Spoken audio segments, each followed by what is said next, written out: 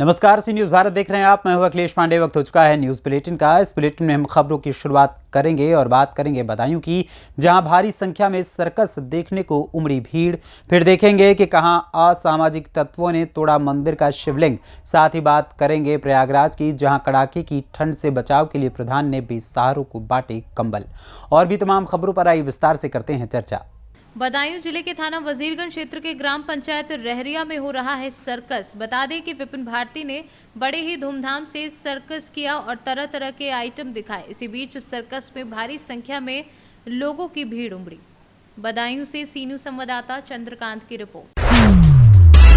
पाकी प्रखंड के आसेहार गांव में पांडे दोहर स्थित दुशियानी शिव मंदिर के शिवलिंग को अज्ञात लोगों ने तोड़कर चोरी कर लिया। ग्रामीणों के अनुसार 1 जनवरी के अवसर पर जब श्रद्धालु पूजा करने गए तो वहां शिवलिंग गायब पाया। इसकी सूचना धीरे धीरे गांव में फैल गई। लोग अपने स्तर से इसे पता करने की काफी कोशिश करने लगे, लेकिन कोई पता नहीं चल पाया। आक्रोशित हिंदू समाज के लोगों ने मंदिर के प्रांगण में एक बैठक की और बैठक में पाकी थाना प्रभारी के नाम एक आवेदन सौंपा और अज्ञात के ऊपर मुकदमा दर्ज करने का आग्रह किया। झारखंड से सीनू संवाददाता अमित कुमार शर्मा की रिपोर्ट। हेरहंज भंडार चौक के पास कोयला लदा ट्रक बीती रात्रि करीब 10 बजे एक घर में घुस गया, जिसमें घर में सो रहे लोग बाल बाल बच गए। घटना के बारे में बताया जा रहा है कि बालूमाथ की ओर से कोयला लदे एक ट्रक आ रही थी। तभी हेरहंज भंडार चौक के पास अचानक ब्रेक फेल हो जाने के कारण चालक ने संतुलन खो दिया, जिससे ट्रक एक घर में जाकर घुस गया, जिससे घर बुरी तरह से क्षतिग्रस्त हो गया और घर पर सो रहे लोग बाल बाल बच गए। वहीं घर वालों ने रात भर घर से बाहर बैठकर सुबह होने का इंतजार किया। हम लोग खाना वाना खा के सोवल थे, मम्मी भी सोवल थी, पापा भी सोवल थे, हम जगल थे और अचानक गाड़ी आया से घर में मार दिया। हम लोग डर के मारे निकल नहीं पा रहे। तब पहचाने की का चीज हुआ देखे गाड़ी की लाइट जल रहा है, तब पहचाने हम लोग गाड़ी जल रहा है यहाँ लाइट। अचानक वो निकले तो चाबी से निकाल के बंद किए गाड़ी। तब गाड़ी बंद हुआ, बाजा भी ऑन था, बाजा पूरा बज रहा था, वो भी बंद किए और लाइट पूरा इतना ही जल रहा था। लाइट से हम लोग अकबका गया, पूरा गर्दा गर्दा हो रहा। मम्मी सबको जानी नहीं रही है, हम ही बोले कि मम्मी भागो भागो गाड़ी है। निकल लिया तब हम पहचाने कहा गाड़ी है। अकबक में निकल रहे, ढेला वाला सब गिर रहा था। तब अकबक बाहर निकल के रात भर बैठे के रात भर यही तो बात हुआ है। 10 बजे रात तनी जार लगा है, तनी जार कोई नहीं, सब फरार हो गया, सबको पता नहीं है। पता चल रहा था। ड्राइवर साहब खाली गाड़ी भर था। क्या मांग कर रहे हैं? कहाँ मांगेंगे? हम घर मांगेंगे, जैसे घर था वैसा घर दीजिए हमको। घर दीजिए ना, घर बना दीजिए। घर बना दीजिए, चाहे मोबाइल तब गाड़ी निकलेगा यहाँ से, नहीं तो नहीं जाएगा यहाँ। गाड़ी आप लेना चाहता है तो घर बनाइए, और नहीं लेना चाहता है तो गाड़ी चलेगा यहाँ। प्रशासन आई थे? प्रशासन आए थे, वो भी चले गए देख टूट के सब चीज। कहले थे घर में नहीं ढुको, आ बच्चा। प्रशासन नहीं बोले हैं कि देखो दंड हुआ है, गाड़ी मत जाने देना यहाँ से, मुआवजा सब लिए के जाने देना। गाड़ी आपका घर जितना खत्म किया वो बना के जाएगा। मुआवजा दीजिए। अब सब थाना में बोला होगा और कहीं मत गाड़ी जाने देना। हम लोग बोले। झारखंड से सीनू संवाददाता मनीष गुप्ता की रिपोर्ट। प्रयागराज में इन दिनों पड़ रही हाड़ कपा देने वाली कड़ाके की ठंड से जहां गरीब बेसहाराओं को भारी मुश्किलों का सामना करना पड़ रहा है, वहीं शासन के निर्देश पर समस्त ग्राम सभाओं में गरीब बेसहाराओं को ठंड से बचाव के लिए कंबल का वितरण करने का निर्देश दिया गया है। इसी क्रम में मंगलवार को विकासखंड सैदाबाद के ग्राम सभा ज्वालापुर में ग्राम प्रधान राम स्वारी पत्नी ओम प्रकाश के द्वारा गरीब और बेसहारों को 200 कंबलों का वितरण किया गया। कंबल पाकर गरीब और बेसहाराओं के चेहरे पर खुशी देखी गई। प्रयागराज से सीनू संवाददाता रणविजय सिंह यादव की रिपोर्ट। 3 दशक तक जंगल में एक शत्रु राज्य कायम कर खौफ की दुनिया में हनक रखने वाले दस्यु सम्राट ददुआ के दाहिना हाथ व गैंग के मास्टरमाइंड बागी राधे उर्फ सूबेदार सिंह की हाईकोर्ट से जमानत मिलने के बाद चित्रकूट के रगौली जेल से रिहाई हो गई। राधे के जेल से रिहा होते ही सपा पूर्व विधायक और वीर सिंह पटेल व उनके बेटे अरमर्दन सिंह व सैकड़ों की संख्या में पहुंचे समर्थकों ने फूल मालाओं से स्वागत किया। 15 साल बाद आज जेल से बाहर निकले हैं, कैसा लग रहा है? बहुत अच्छा लग रहा है। तो इतने लंबे समय तक जेल में रहना पड़ा, कितने मुकदमे थे, कितना बड़ा मुश्किल सफ़र रहा ये? सफ़र तो बहुत मुश्किल रहा, लेकिन आप लोगों की कृपा से सब जो है पार हो गया। जैसे काफ़ी लंबा समय आपने 30 साल करीब जंगल में बिताया, 15 साल जेल में निकल गया, 45 साल की उम्र तो ऐसे ही निकल गई। अब क्या मतलब समाज के बीच में पहली बार आएंगे 45 साल बाद? अब आप लोगों के बीच में समाज की सेवा करूंगा, जो बन पड़ेगा नहीं। तो क्या लगता है कि सेवा का सही माध्यम क्या है, राजनीति या कुछ और? राजनीति है, हर समाज सेवा है, राजनीति है, हर तरह से की जा सकती है। फिलहाल क्या इरादा है, अभी क्या करना है? फिलहाल तो अभी तो बहुत दिन में जा रहा हूँ घर, परिवार के साथ, आप लोगों के साथ समाज में रहूँगा, फिर देखा जाएगा। तो घर में जाएंगे, छोटे छोटे नाती हैं, पहली बार जी। मुलाकात होगी, कितना इमोशनल अरे। पल होगा वो। बहुत कहा, पूछिए ना। अच्छा, अगर बागी जीवन की बात करें तो कैसे इतना लंबा समय, कैसे कितना संघर्ष किया, कहाँ सोते थे, क्या खाते थे, कैसे इंतजाम होता था? जंगलों में रहते थे, वहीं खाना खाते थे, वहीं जी। पानी पीते थे, वहीं रहते थे जंगलों में। कहते हैं कि तमाम बड़े बड़े नेता आप लोगों से जो है सलाह लेने और सहयोग लेने के लिए आते थे जंगल में। तो सर सब लोग पता ही है, सच्चाई क्या है आप लोग सब लोगों को पता है। तमाम सारे आपके हैंड राइटिंग में तमाम सारे खत आए हैं। अरे वो तो बहुत बना लेते, फर्जी बना लेते थे। हम लोग वहाँ तस्दीक तो नहीं करने जाते थे कि कहाँ कौन किसको दे रहा है, ना कोई बताता था नहीं। इस जीवन हमारे को नाम का लेकर बड़ा कोई पछतावा दुरुपयोग हुआ हुआ है। कभी? हम लोग जानते भी नहीं, ऐसी ऐसी घटनाएं हो गई हैं, हमने किया नहीं और हमारा नाम आ गया है। तमाम लेटर चिट्ठी इधर उधर भेजते थे, नहीं हम लोग की जानकारी नहीं होती थी। तो आपको क्यों कूदना पड़ा था? जब जब अखबारों में टीवी नीचे करो यार। ऐसी सामाजिक परिस्थितियाँ थी, नहीं ठीक ठीक बोलो, अभी रुक जा। ये सब करना पड़ा, कुछ पारिवारिक कुछ सामाजिक ऐसी परिस्थिति की यहाँ जाना पड़ा, ये सब करना पड़ा। एक रीवा से सीनू संवाददाता अर्जुन तिवारी की रिपोर्ट।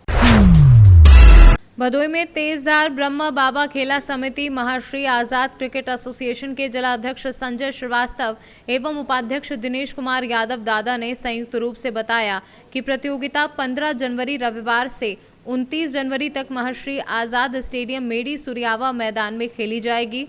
मुख्य अतिथि के रूप में प्रतियोगिता का उद्घाटन जिलाधिकारी भदोई गौरांग राठी करेंगे व विशिष्ट अतिथि पुलिस अधीक्षक भदोई डॉक्टर अनिल कुमार होंगे। हैं और तमाम बड़ी नामी गिरामी सब क्रिकेट की हस्तियां जो हैं और कई राष्ट्रीय प्लेयर, अंतर्राष्ट्रीय खिलाड़ी जो पूर्व के रहे हैं वो भी रहेंगे, बड़े बड़े अधिकारी और कई नेता मंत्री के रहने की भी संभावना है यहाँ पे। अपना परिचय दीजिएगा। मैं दिनेश कुमार यादव जो है खेल समिति का उपाध्यक्ष हूँ।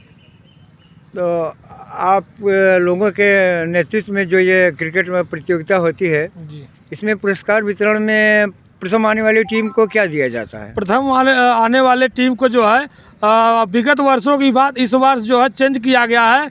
इस बार फाइनल जो जीतेगा उसके लिए 1,11,000 रुपये का जो है कि इनाम हमारी कमेटी के द्वारा जो है फर्स्ट पे दिया जाएगा और सेकंड पे 51,000 का पुरस्कार ट्रॉफी के साथ जो है दिया जाएगा।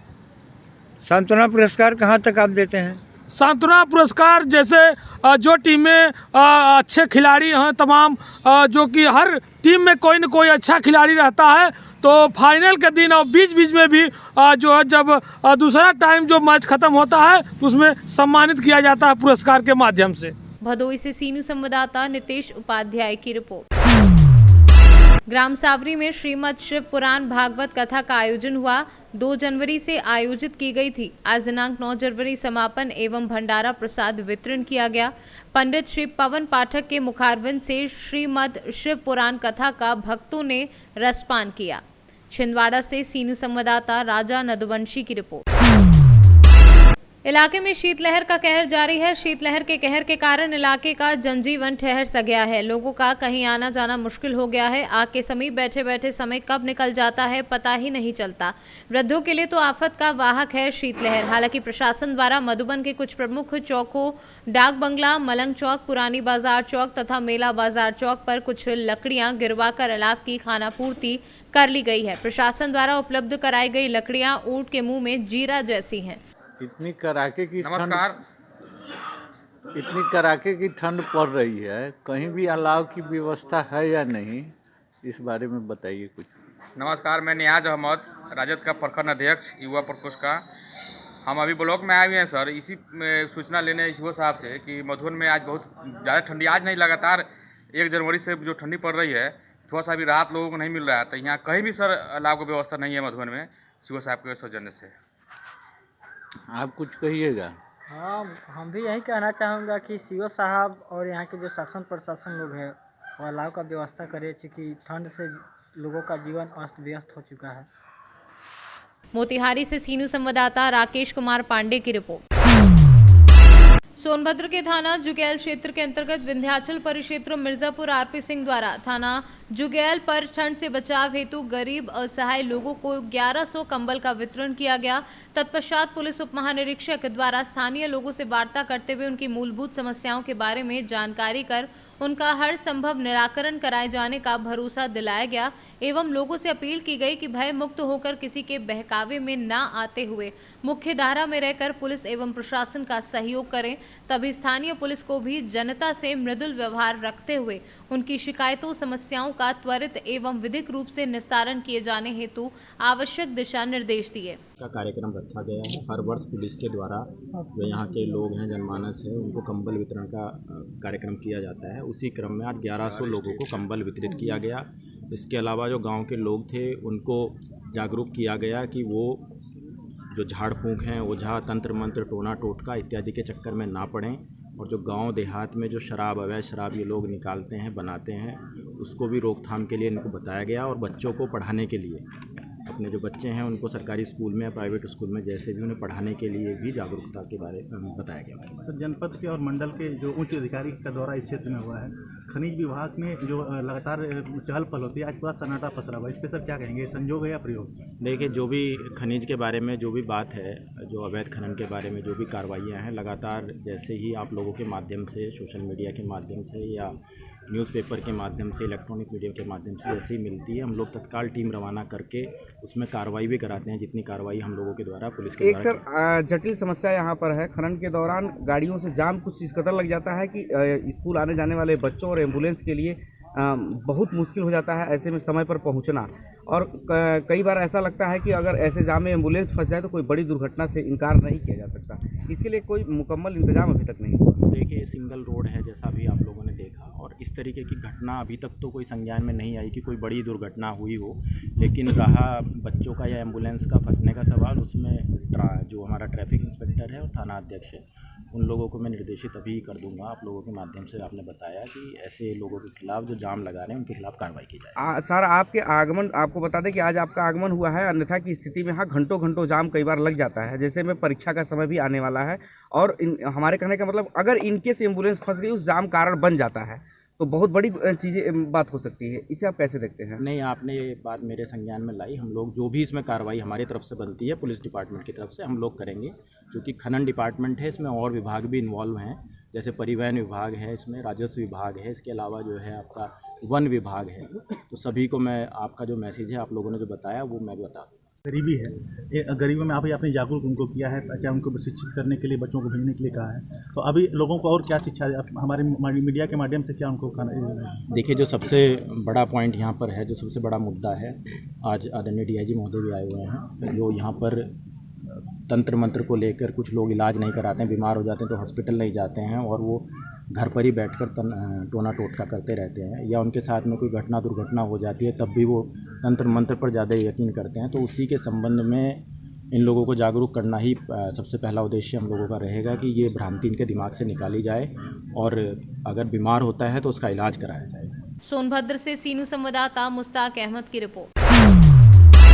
खबर बुलंदशहर से, जहां सरकारी बैंक के लॉकर से बुजुर्ग दंपति की अमानत गायब हो गई है। बैंक के लॉकर में रखे दंपति के लाखों के जेवरात गायब हो गए हैं। 10 मई को आखिरी बार दंपति ने बैंक जाकर अपनी अमानत देखी थी। पीड़ित की तहरीर पर नगर कोतवाली पुलिस ने मामला दर्ज कर लिया है। मुकदमा दर्ज कर घटना की बारीकी से जांच में पुलिस जुट गई है। बुलंदशहर नगर कोतवाली क्षेत्र स्थित जिला सहकारी बैंक का ये मामला बताया जा रहा है। तो क्या नाम है आपका? मेरा सुधीर कुमार शर्मा। सुधीर जी, ये बताइए, क्या बैंक से आपका कितना सामान गया, कब गया, किस तरीके से आपने एफआईआर कराई है? सर, ऐसा मेरा जो है ये जो है संचालित सन 92 से है। मैंने जो है दिनांक 16/4/22 को एक एप्लीकेशन तत्कालीन बैंक प्रबंधक को दी, हाँ, कि मेरा जो खाता 16 नंबर था जो यहीं से संचालित था वो हमारा ट्रांसफर करके नीचे को कर दिया जाए, जिससे कि पत्नी के उसमें पैरों में घुटनों में दर्द रहता, परेशानी होती, रखने में सामान मुझको भी परेशानी होती थी, तो इसलिए उनसे आवेदन दिया 8 नंबर। उन्होंने कहा था कि 8 नंबर हमने जो है ट्रांसफर आपको अलॉट कर दिया है और आप जो है ये लाइए क्या जो एक तो एफिडेविट बनवाइए बचत खाते में पत्नी को नॉमिनी, और उसमें लॉकर में तो पहले से ही थी पत्नी नॉमिनी, तो इस बचत खाते में बनवा कर लाइए और उसका एफिडेविट बनवाइए, फिर जो वो लाइए वो लॉकर की वो एफडी। तो उन्होंने कहा ठीक है, अब जो ये सब करवा लाओ और जो है हम आप जो है 20 को मिलो, आपको 8 में अलॉट कर दिया है। तो जब हम 16/4 को उनसे मिले तो उन्होंने जो है हमें जो है वो अलॉट कर दिया 8वां, और हमने 16 से निकाल के सारा सामान लॉकर नंबर 8 में रख दिया। अब सामान की क्या पोजीशन है, क्यों एफआईआर दर्ज कराई है? सर सामान की ये पोजीशन है कि मैं दिनांक 28/12/22 को बैंक गया, यहाँ देखा तो सारा सामान लॉकर खोला तो सारा सामान क्या नाम है गायब, और मैं देख कर ये एकदम जो हक्का-बक्का रह गया, आश्चर्यचकित हो गया कैसे हो गया। मैं पिछले 10/5/22 को आया था, तब तक तो सामान सारा सही था, लेकिन अब ऐसा क्यों हुआ? बैंक मैनेजर से मिले? हाँ, हम तुरंत ही बैंक मैनेजर को लिखित में रिपोर्ट दी। फिर उसके बाद हम वहाँ गए, कोतवाली गए, वहाँ हमने जो एप्लीकेशन। क्या कहना था बैंक मैनेजर? बैंक मैनेजर का हमारी कोई जिम्मेदारी नहीं है, एक चाबी इनके पास रहती है, एक बैंक के पास रहती है, और ये सब। जब मुझे बाद में जब सामान गायब हो गया ये समझ में आया कि क्यों मेरे साथ हुआ, क्योंकि ये इसलिए हुआ कि बैंक मैनेजर ने डुप्लीकेट चाबी बना ली 16/4 से, मतलब 1 हफ्ते बाद बुला कर मुझे उस दिन तो एप्लीकेशन दी नहीं, 16/4 को उन्होंने मुझे 20/4 को बुलाया, उस दिन उन्होंने दी। तो इसका मतलब ये है कि उन्होंने जो है डुप्लीकेट चाबी बनवा कर बदनीयती से धोखाधड़ी कर मेरे लॉकर का सारा सामान चोरी कराया। क्या नाम बैंक मैनेजर का? तत्कालीन बैंक मैनेजर विशाल सिंह, और घटना के समय मैनेजर हैं विजय बहादुर। इन दोनों की मिली भगत है क्या? लगता तो ऐसे ही इन दोनों की मिली भगत है और बैंक कर्मियों की मिली भगत है। पुलिस क्या कह रही है? पुलिस ये कह रही है कि लीड मिलेगी तो सामान बरामद होगा, नहीं तो नहीं। पुलिस का तभी तक तो यही कहना है। सर, बुलंदशहर के एक बैंक से के लॉकर से एक दंपति की शिकायत आई है कि उसका सामान गायब हो गया, काफ़ी टाइम हो गया है। अब इसमें क्या रिपोर्ट हुई है सर? ये थाना कोतवाली नगर क्षेत्र में एक सहकारी बैंक है, वहाँ पे एक लॉकर एक वृद्ध दंपत्ति ने अपना ले रखा था। उनके द्वारा ये शिकायत की गई कि 5वें महीने में उनके द्वारा लास्ट लॉकर ऑपरेट किया गया था, और अभी 12वें महीने में जब उनके द्वारा पुनः उस लॉकर को देखा गया तो अंदर जो उनका सामान था, वैल्यूबल्स थे, वो वहाँ से मिसिंग है। इस संबंध में थाना कोतवाली नगर पे मुकदमा पंजीकृत कर लिया गया है और जांच कर इसमें अग्रिम कार्रवाई सुनिश्चित की जा रही है। सर, क्या शुभ नाम है आपका? एक बैंक में लॉकर से सोने का सामान गायब होने की घटना हुई है, क्या जानकारी मिल रही है आपको? हाँ, इन्होंने 28 तारीख में आए, 28 तारीख में हमारे बैंक में आए। इन्होंने जो है हम एक चाबी अपनी बैंक वाली लगाई, इनके साथ इनका एक ताला ऊपर से लगा हुआ है, पहले इन्होंने खोला, फिर उसके बाद से इन्होंने बैंक की चाबी और इनकी चाबी साथ लगा के हम लोग ऊपर चले आए। ये अपना देखते रहे। उसके बाद कुछ देर बाद आके इन्होंने कहा कि जो है मेरे लॉकर में सामान ही नहीं है जो है। तो वही मैंने कहा कि भाई लॉकर से सामान कहाँ चला जाएगा। तब फिर जाके मैंने भी नीचे साथ में देखा तो वाकई में सामान नहीं था, लेकिन उसमें कोई टूट फूट नहीं है, कुछ नहीं है। जब रखा गया तो क्या आपने रखा था या नहीं रखा था ये तो किसी ने देखा नहीं जो है। हमने तो अपनी बैंक की चाबी लगा के हम लोग ऊपर चले आते हैं। अब बाकी इनके सिंगल चाबी से ही लाकर बंद हो जाता है। जब ये 10 मई को आए तो उस समय क्या रखा क्या नहीं रखा कि नहीं रखा जो है, अब ये तो ये बताएंगे जो है। बैंक लॉकर की डुप्लीकेसी चाबी की बात भर के आ रही है सामने, कितनी संभावना है इसको लेकर? कोई संभावना इसमें नहीं है कि उसकी कोई डुप्लीकेट चाबी बने जो है। किसी भी लॉकर की नहीं बन सकती? किसी भी लॉकर की नहीं बन सकती। क्या सीसीटीवी की जांच की हुई? सीसीटीवी में केवल 1.5 महीने की फुटेज आती है, ये आए हैं 7 महीने बाद जो है। और वहाँ सीसीटीवी कैमरा लगाए नहीं जा सकते क्योंकि गोपनीयता रखी जाती है। तो क्या कार्रवाई की जा रही है? बैंक भी कोई जांच कर रहा है? पुलिस के जी जी, मेरे अधिकारी जांच कर रहे हैं जो है। बाकी पुलिस में FIR इन्होंने करा ही दी है, पुलिस भी आ रही है, जांच कर रही है अपना जो है। हमारे अधिकारी भी जांच कर रहे हैं उसकी जो है। क्या उम्मीद है खुलासा होगा? हाँ, अब तो जांच हो जाए तो उसके बाद पता चले जो है कि क्या हो सकता है जो है। क्या जी, मेरा विजय बहादुर मौर्य। बुलंदशहर से सीनियर संवाददाता नितिन सिंह राजपूत की रिपोर्ट। खबर बुलंदशहर से है, जहां देश की राजधानी दिल्ली से 60 किलोमीटर दूर बुलंदशहर में स्वास्थ्य व्यवस्थाओं का हाल बदहाल है। भैंसा बुग्गी बन गई है गरीब मरीजों के लिए एम्बुलेंस। फोन करने के बाद भी सरकारी एम्बुलेंस नहीं पहुंचती है। मरीज को भैंसा बुग्गी में डालकर अस्पताल पहुंचाया जाता है।